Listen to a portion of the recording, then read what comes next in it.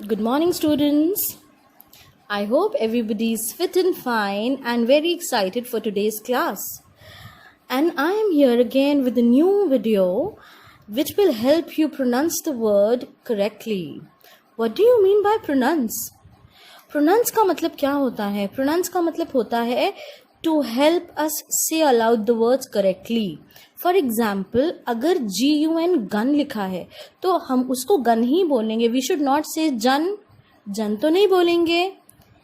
तो क्या होता है, कई जगह पे कई अल्फ़ाबेट्स के साउंड जब और अल्फ़ाबेट से मिलते हैं तो वो थोड़े थोड़े अलग हो जाते हैं. For example as I said, G की आवाज़ बहुत ज़्यादा 90% केसेस में क्या होती है, इट कम्स आउट एज ग. Okay, it comes as Hindi वाला जो गा होता है ना, गाय वाला, इट कम्स एज गा. For example goat, gun, garden etcetera. इस तरीके से होते हैं कई वर्ड्स. बट एट टाइम्स इसकी आवाज़ चेंज भी हो जाती है. कहीं कहीं पे हमको जी को जा भी बोलना होता है. For example GINGER, ginger. Ginger का मतलब क्या होता है? I hope everybody knows. और अगर आपको नहीं पता है तो आज आप जाएंगे मम्मा के किचन में जा कर के देखेंगे. It is something which is very very very important and it has a very very distinguish और बहुत अच्छा टेस्ट आता है if you make it, if you put it in your chai, no. So it is called ginger. Ginger का मतलब क्या होता है? It is called adrak in Hindi. Okay, so English is a very funny language and it is very interesting too. अगर आप उससे पीछे भागेंगे you will be never able to learn English in a very well manner. So you have to practice. आप उसको practice करेंगे तो you are going to be excellent in English. So in this exercise I am going to tell you the sound of double E. Double E का मतलब, double का मतलब दो. अगर दो बार ई एक साथ लिखे जाते हैं तो उसका साउंड क्या निकलेगा? So as you can see in the picture, the sound of double E is equal to बड़ी ई इन हिंदी.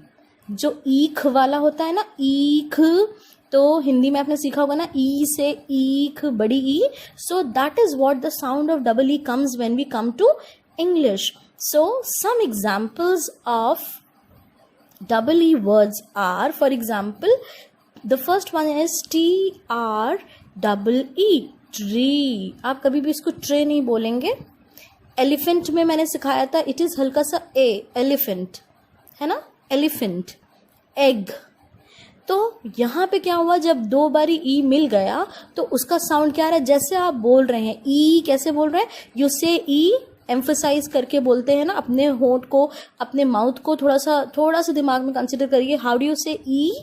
ताकत लग रही ना हल्की सी, हल्का सा. That is what the main thing is. बड़ी ई का साउंड आएगा. TREE, tree. Next is SWEET is sweet. Sweet का मतलब मीठा. GREEN is green. SHEEP is sheep.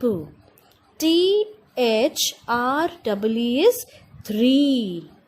SLEEP is sleep. So these were just a few examples to help you understand कि double E जब एक साथ किसी भी स्पेलिंग में, आई रिपीट अगेन, एक साथ का मतलब जब जस्ट बगल में दो बारी डबल ई एक साथ लिखे जाते हैं तो उसका साउंड कैसे आएगा.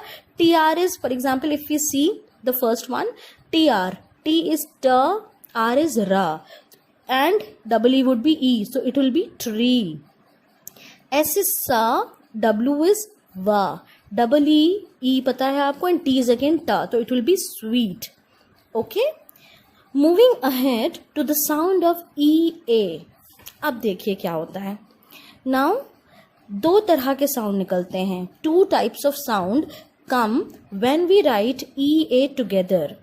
जब हम एक साथ EA लिखते हैं किसी भी वर्ड की स्पेलिंग में तो दो तरह के साउंड निकलते हैं. That we have to understand कि वो किस सेंटेंस में, किस कॉन्टेक्स्ट में कहा गया है, उस हिसाब से हमको उसको रीड करना चाहिए. For example, the first kind of sound will be long sound of EA. Long sound का मतलब क्या हो गया, जब आपको देर तक थोड़ा सा उस वर्ड को बोलने में एम्फसाइज करना है, हल्का सा ताकत लगाना है या उसको लंबा खींचना है. Long sound over here means when you have to pull the sound of the word, आपको देर तक थोड़ा खींचना है. तो long sound would be again बड़ी वाली E that I told you, ईख वाली, जैसे हमने ऊपर पढ़ा था. अब इमेजिन डबल ई की भी आवाज़ बड़ी ई आ रही है एंड ई ए की आवाज़ भी बड़ी ई आ रही है. But as I told you, English is a little tricky and funny thing. So कई जगह पे क्या होता है कि ई ए तो लिखा है तो उसमें हमें आवाज़ क्या निकलेगी, ए निकलेगी, एड़ी वाली ए. हिंदी में लिखा है ना मैंने ए, एड़ी वाला ए. That is called the short sound of E ए. शॉर्ट साउंड का मतलब बहुत हल्की सी आवाज़ आएगी. You don't have to pull the word, आपको वर्ड को खींचने की ज़रूरत एकदम भी नहीं है. You just and just have to understand कि किस जगह पे आपको कैसे बोलना है and that will come with the help of lot of reading. जितना आप रीड करेंगे उतना आप कॉन्फिडेंस बढ़ेगा आपका, plus that will help you understand the pronunciation of different words. किस तरीके से कौन सा वर्ड किस कॉन्टेक्स्ट में कहाँ बोलना है, that can be polished with the help of a lot of reading practice. So I hope you've understood that there are two different sounds that come when we write EA together. एक बार long sound आता है कहीं कहीं spellings में, that is when you pull E. Let's see some examples of the long EA. So the long sound of EA can be seen in few spellings. I have written just few over here. So let's see. The first one is T R E A T. Treat. T is T, R is R. E A को बड़ी E की आवाज़ निकालेंगे. Tree. Again, so treat means a little kind of a party, or you know when you say when you have your friend's birthday and you want to go out, आपको restaurant जाना है, आपको कुछ खाना है, you want to enjoy, ठीक है. so आपको क्या हो गया, you want a treat, हल्का सा little fun eating and everything, you know, so that is your treat. Next word is B E A T. B is ba. Okay, so B E A is B, again T is ta. Beat. So what is beat? Beat means किसी को मारना. I know that is a very very very wrong thing.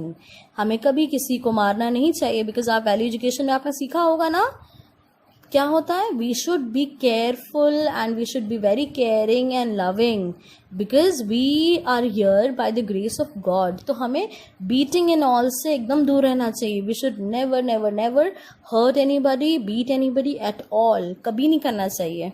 Okay, then we come to the next word, that is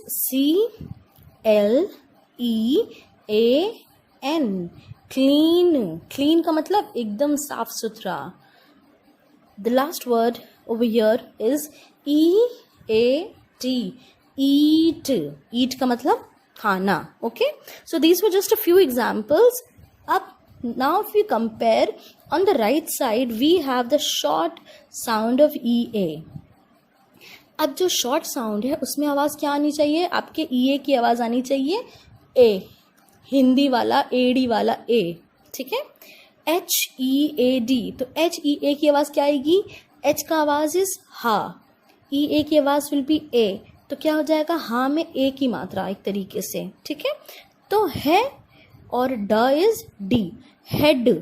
तो आपने जल्दी से बोला ना head, you never said heed. Heed तो नहीं बोला, it is head. Next is BREAD. B is ba, R is ra. Br, EA is A. Bre, and D is again da. Bread. Okay. Next is bread. I know that everybody eats and it is every child's favorite, isn't it? So moving ahead with the third example, we have AHEAD. A की आवाज़ will be as a. Okay. So AHEAD ऊपर पढ़ा था अभी हमने, it is ahead. Ahead. Ahead का मतलब होता है जब कोई आपके आगे होता है. For example if you standing in a line, आप प्रेयर में खड़े हैं, आपके लाइन में हैं, and if I say that there is a girl named Priya जो आपसे आगे खड़ी है लाइन में, तो in English we can say that Priya is standing ahead Srishti. For example, if your name is Srishti, like this. Ahead means आगे. Okay. Then we have the last word, that is R-E-A-D-Y. R is Ra, E-A is A. Re, D and Y is again बड़ी E. Ready. Y का sound is always य, ठीक है, तो यहाँ पे E का आएगा, so it will be ready. Ready का मतलब जल्दी से तैयार हो जाओ. So this brings us to the end of the concept of the different sounds of E, E, E-A.